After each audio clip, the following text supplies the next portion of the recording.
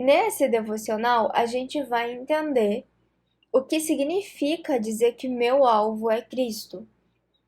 Essa frase a gente escuta em muitas músicas, em muitas igrejas e virou até frase de efeito em alguns momentos. Então é importante a gente entender o que ela significa de fato. Esse conceito está presente em apenas um livro da Bíblia. Eu não encontrei esse conceito em nenhum outro livro. Então, se você encontrou esse conceito em outro livro da Bíblia, você comenta aqui pra gente dar uma olhada. Mas eu não encontrei. A ideia de Cristo como alvo veio do apóstolo Paulo. Então, ele foi o cara que criou esse conceito. Ele não existia antes, a princípio.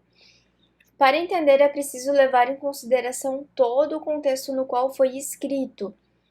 Então, não adianta a gente pegar a frase e tentar contextualizar ela por conta própria, ou tentar criar um sentido para ela com base na nossa vida.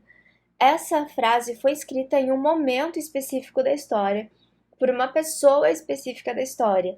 Então, a gente precisa entender exatamente como ela surgiu para saber qual é a essência dela e o que ela realmente significa. Antes da conversão, o apóstolo Paulo se chamava Saulo. A gente precisa entender quem ele era e o que ele fazia para ir construindo uma noção do sentido real dessa frase. Então eu vou começar lendo em Atos 9.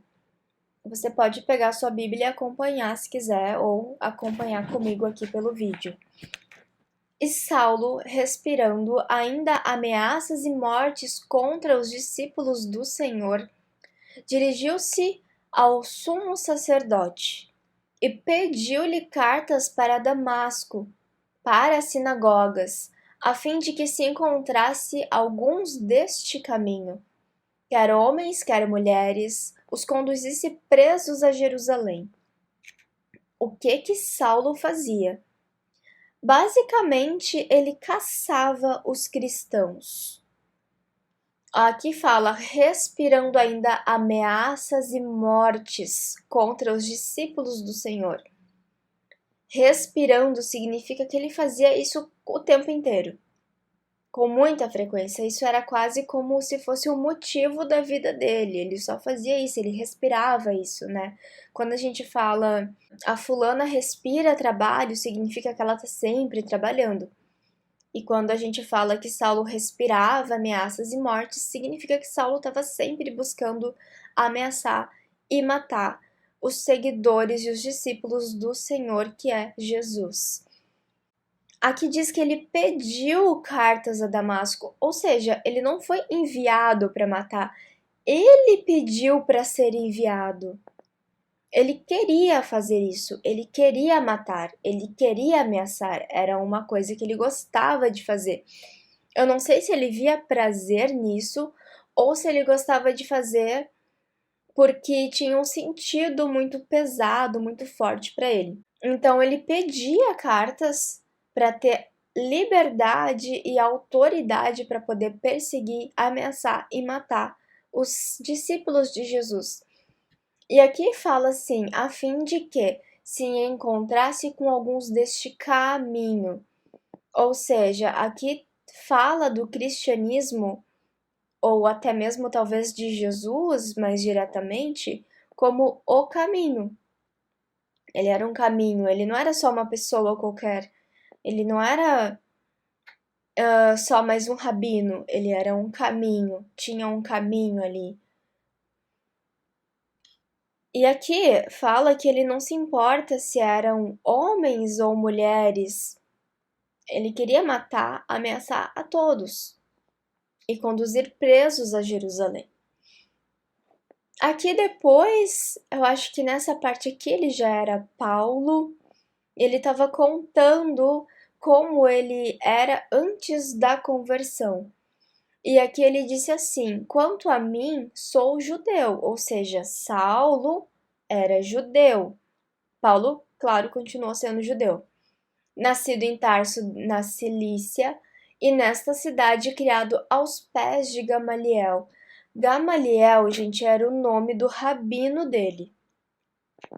Quando ele diz que ele foi criado aos pés de Gamaliel, ele estava dizendo que ele passou uma grande parte da vida dele, da infância, da juventude, ouvindo e aprendendo as coisas que Gamaliel estava ensinando para ele.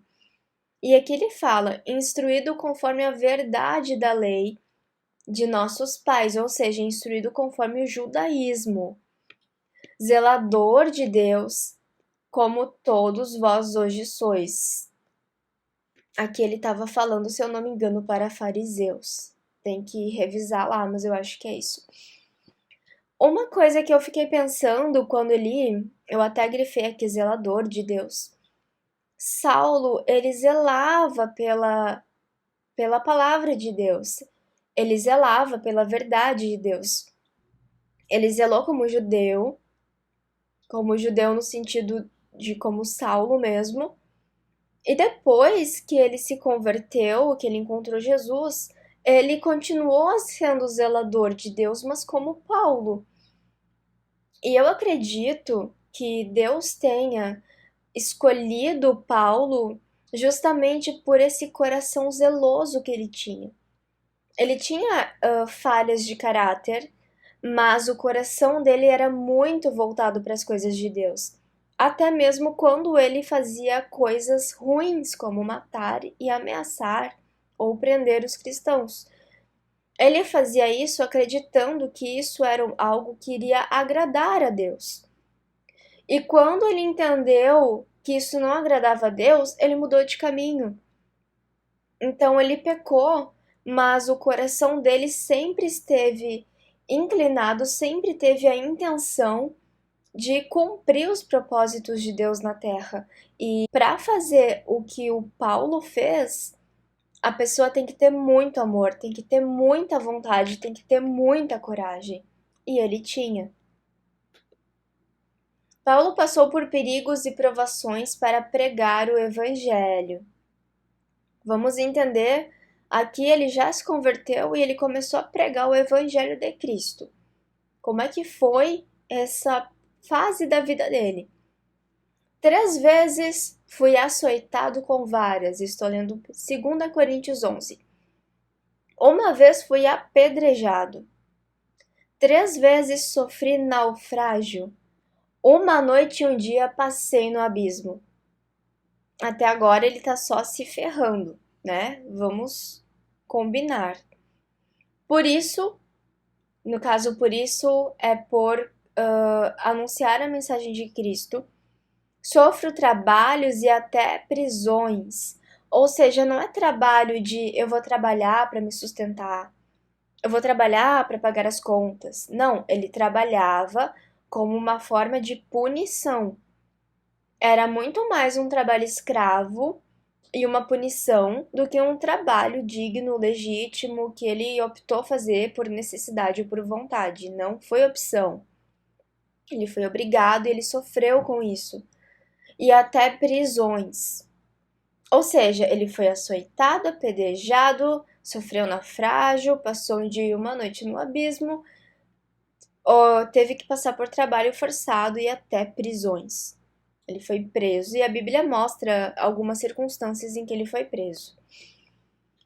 Além desses problemas físicos, que é um problema que acontece no nosso mundo físico, ele apresenta também uma questão que me parece ser espiritual. Em 2 Coríntios 12, ele fala para que não me exaltasse pela excelência das revelações, ou seja, para que eu não fosse um orgulhoso ou um vaidoso, foi-me dado um espinho na carne, a saber, um mensageiro de Satanás para me esbofetear a fim de não me exaltar. A gente nunca soube o que é esse espinho na carne. A gente não tem ideia do que é, porque ele não fala mais sobre isso na Bíblia.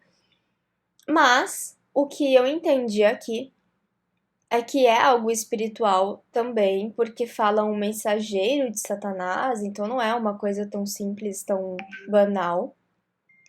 E aqui fala para me esbofetear, ou seja, é uma humilhação.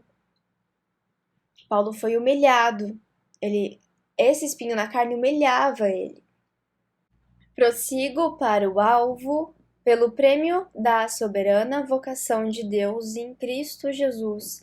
O apóstolo Paulo está falando aqui que ele tem um alvo e que chegar nesse alvo vai garantir um prêmio a ele, e que isso vai acontecer por meio de Jesus Cristo. Essa é a primeira menção de alvo que nós temos na Bíblia, que une a palavra alvo e Jesus no mesmo versículo, na mesma frase. Vamos continuar para a gente conseguir entender melhor o que isso significa. Para ver se de alguma maneira posso chegar à ressurreição dentre os mortos, ou seja, a ressurreição dentre os mortos é o prêmio por chegar no alvo. Em Filipenses 3:8, ele fala assim: e na verdade, tenho também por perda todas as coisas pela excelência do conhecimento de Cristo Jesus, meu Senhor, pelo qual sofri a perda de todas essas coisas e as considero como escória para que se possa ganhar a Cristo. Ele usou a palavra perda 2 vezes e eu marquei aqui. Por quê? Quando um hebreu quer dar intensidade para uma palavra ou para uma coisa, ele tende a repetir o que ele está falando.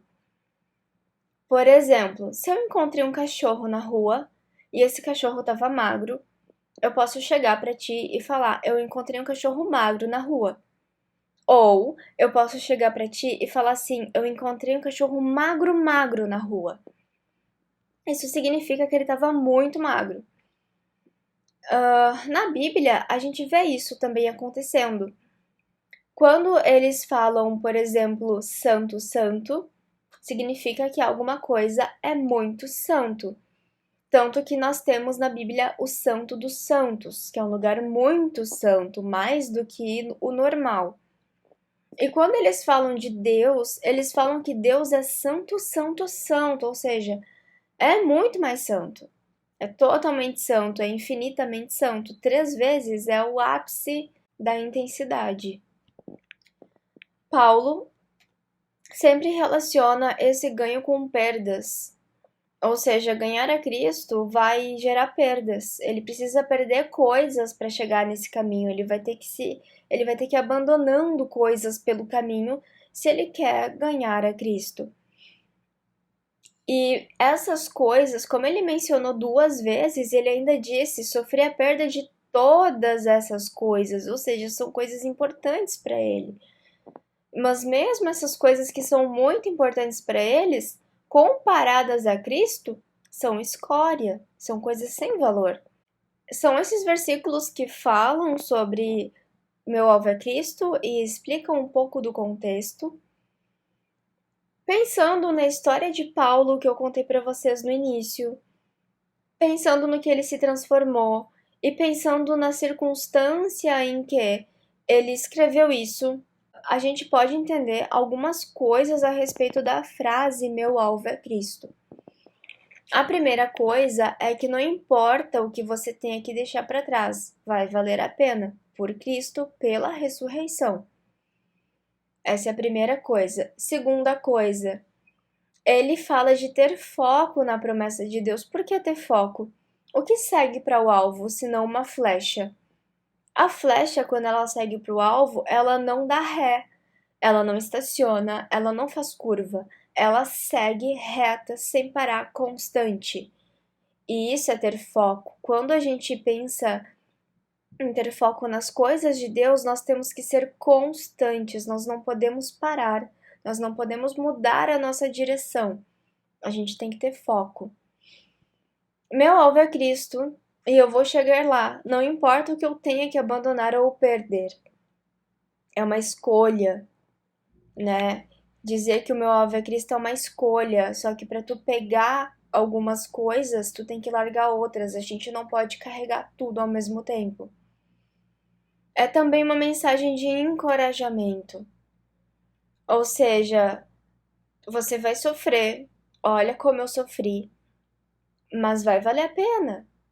Você consegue? Vamos lá, vamos juntos. Ele está encorajando, né? A intenção de nossas ações deve ser agradar a Cristo, ou seja, o meu alvo é Cristo, significa que se eu obedecer, se eu ter intimidade com Ele, se eu buscar por Ele, eu vou alcançar a ressurreição, porque só vem por meio dele. E ter Cristo como alvo é viver de uma forma que agrade a Cristo. Isso é ter Cristo como alvo. E você deve falar que Cristo é seu alvo se você tem uma vida que agrade a Ele. Esse foi o devocional de hoje. Curtam, compartilhem, comentem e a gente se vê no próximo vídeo.